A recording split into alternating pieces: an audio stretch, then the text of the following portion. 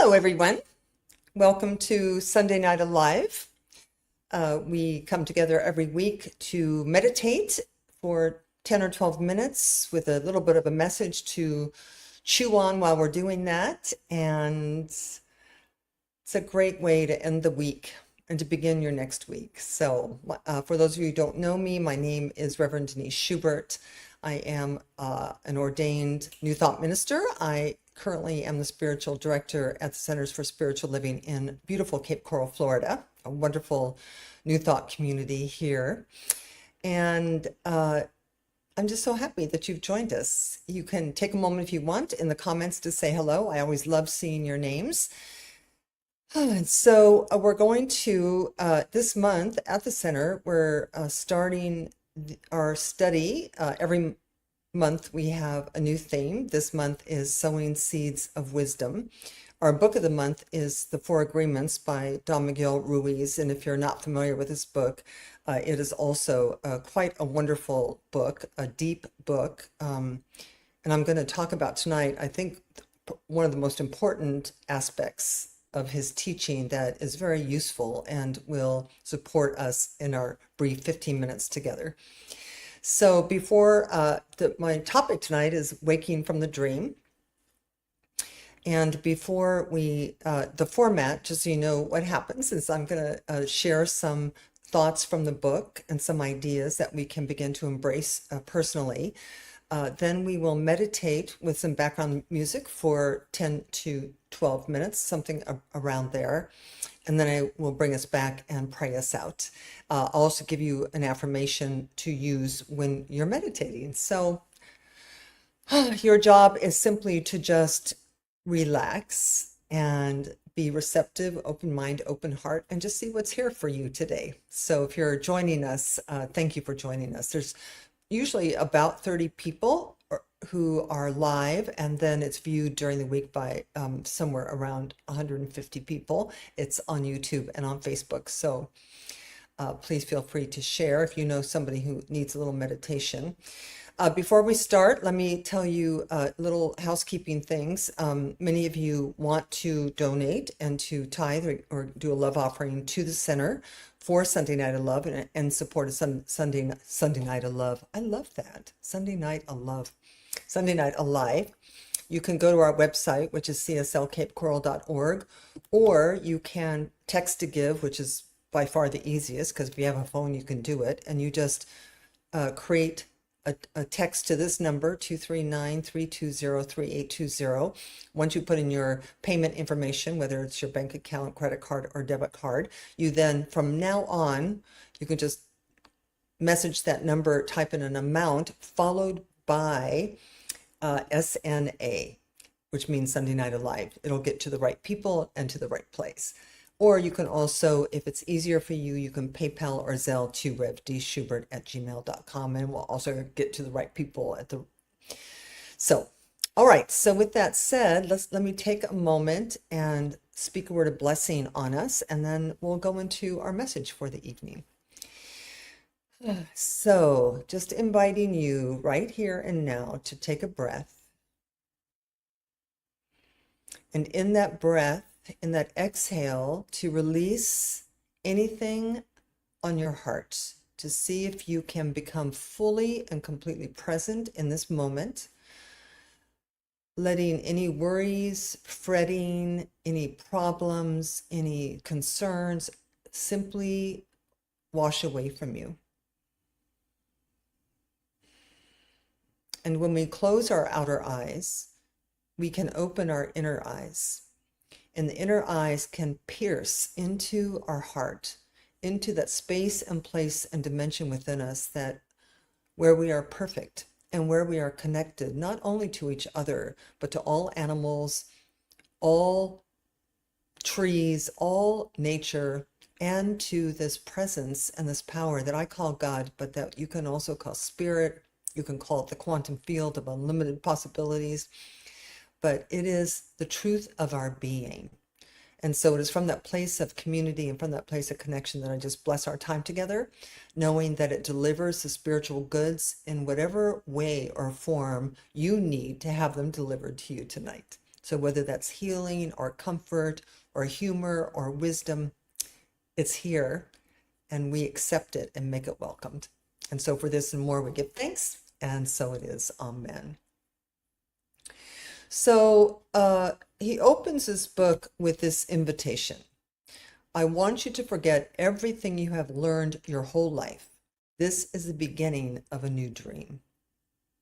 So his powerful context for that statement is this idea of domestication of the planet and of you and I.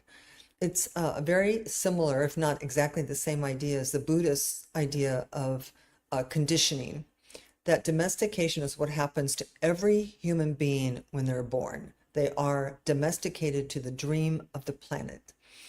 And purely your view of the world, your view of yourself, your view of other people will completely depend on who domesticated you, of who told you what to think, what to believe, what was right, what was wrong, what was good, what was bad, what was hard, what was easy. I just remember growing up I was born in 51, so we're talking about my mom was a mom of the 50s, right? June Cleaver. And it was find a husband, have 2.5 children, put a white picket fence around your house, and that will bring you happiness. And depending on who you are and where you grew up, you had your version of what will make you happy and what the purpose of life is and what the point of life is.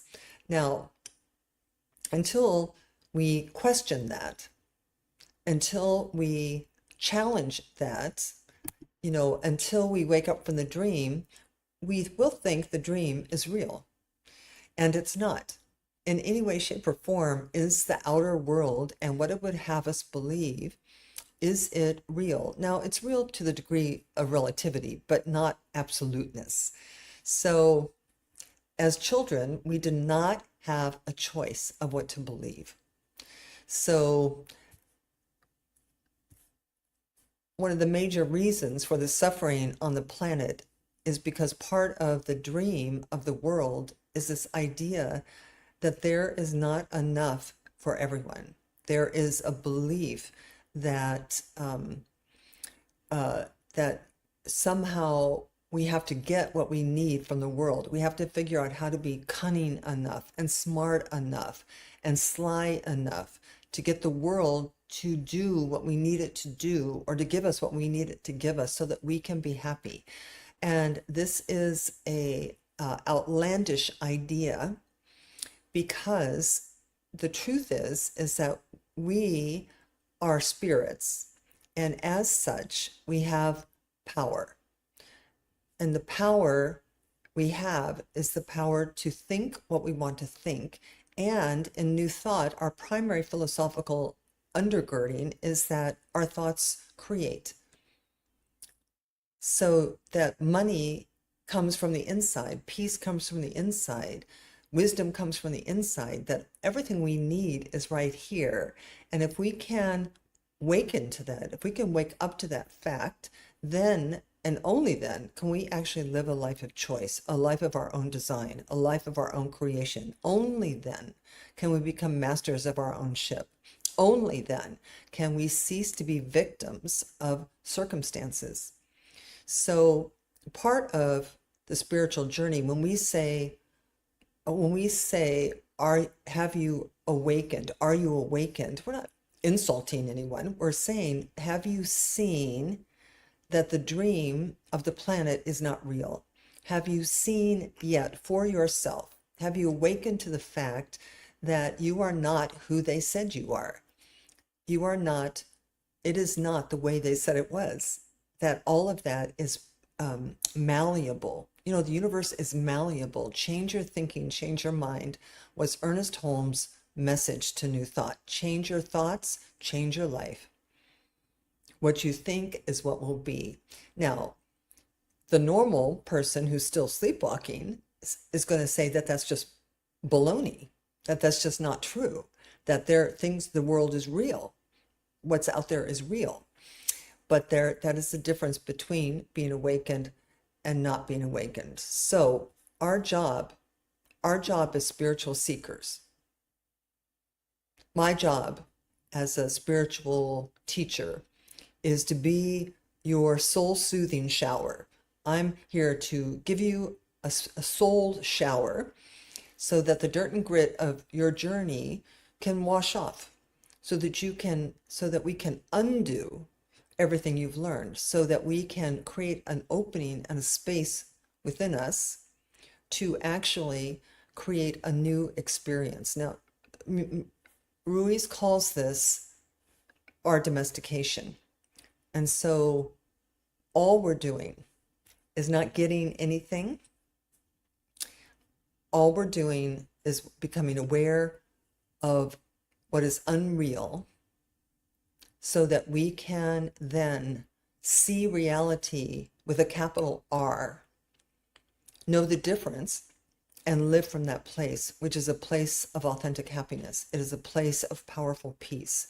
It is a place of unconditional love. It's a place of ease and calm. It's a place where we don't have to strive and effort and work so hard to get food or shelter or love. It's a place where we get into harmony with the already meaningful, productive, loving flow of the universe, that we get into the flow of that so that life becomes an expression from the inside out.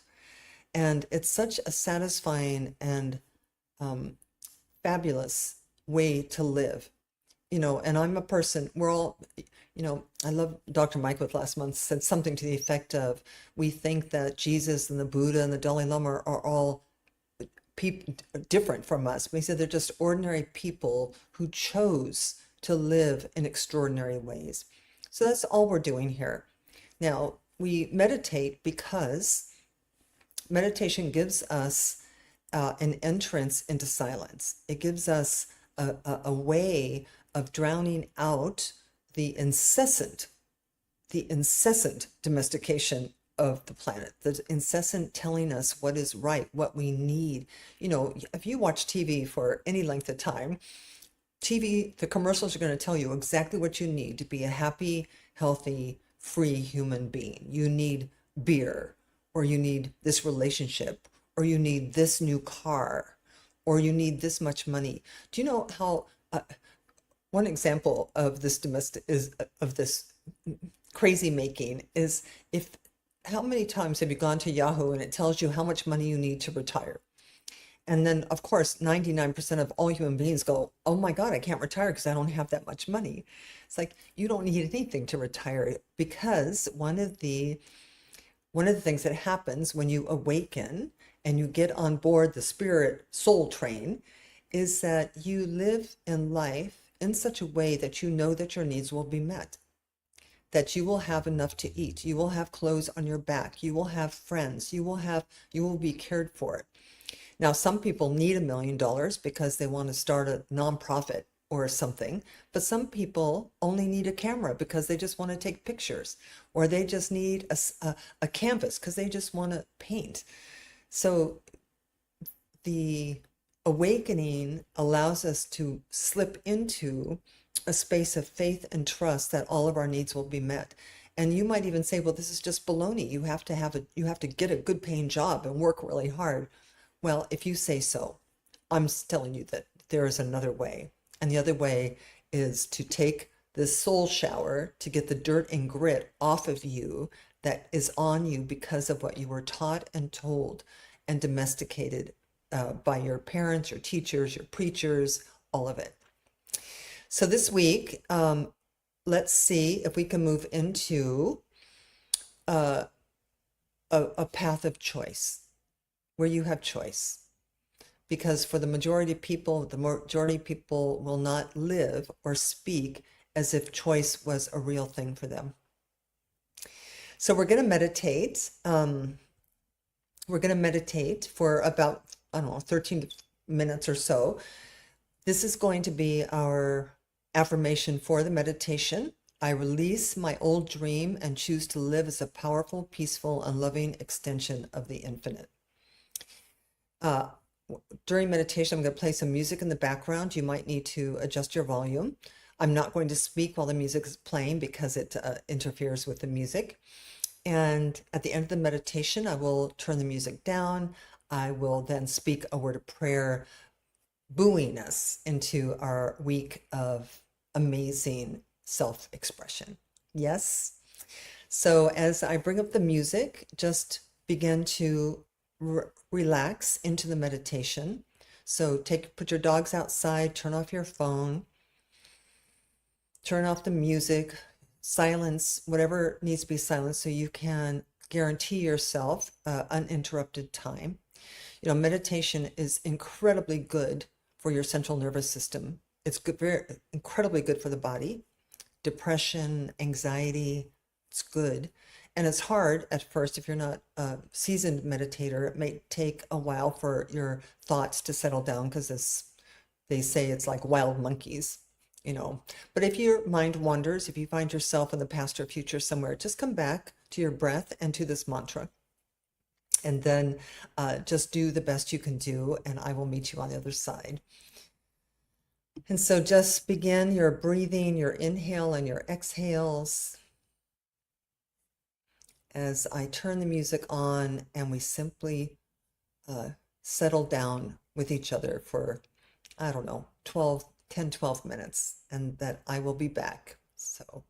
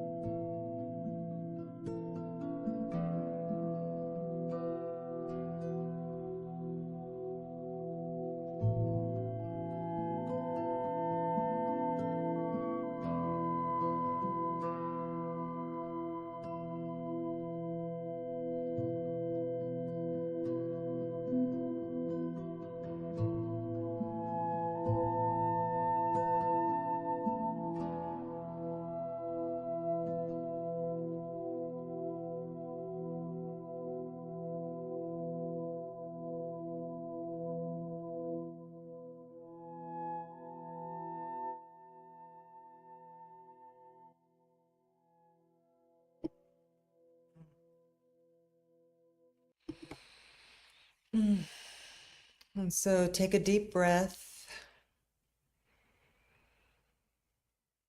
Take a moment to feel, to scan your body, to see how it feels,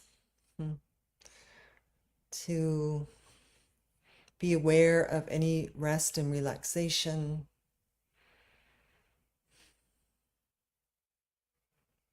To feel yourself as a powerful, peaceful, loving extension of that which created you. And so we simply just take a moment to give thanks. Thanks for the opportunity to be together in a spiritual circle, a Sangha circle. Thankful for a moment to remember, to awaken, to see reality with a capital R, to begin to find our rightful place in the stream of well-being that is forever flowing around us, to us, from us, through us.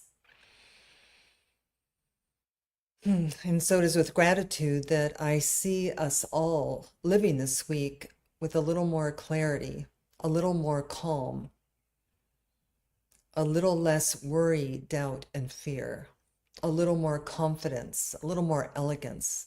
I see us all releasing old ideas and stepping into the fullness of what it means to be awakened to the truth of who we are and to whom we belong. And so, for all of this and more, for the blessings that we have received and the blessings we have given just by being here together tonight on Sunday Night Alive, I am grateful. And so I release this word knowing that it's already manifesting through you and that we can leave this time expecting and accepting something better, something good, something grand and glorious. And so we just allow this to be, and we do this together by saying, and so it is. All right, beloveds, thank you so much for joining me for this week's Sunday Night Alive. I will be back with you next Sunday at 6 p.m. and can't wait to catch in consciousness all that has transpired for your greater good this week. And so for this and more, peace and blessings. God bless you this week. I will see you next time.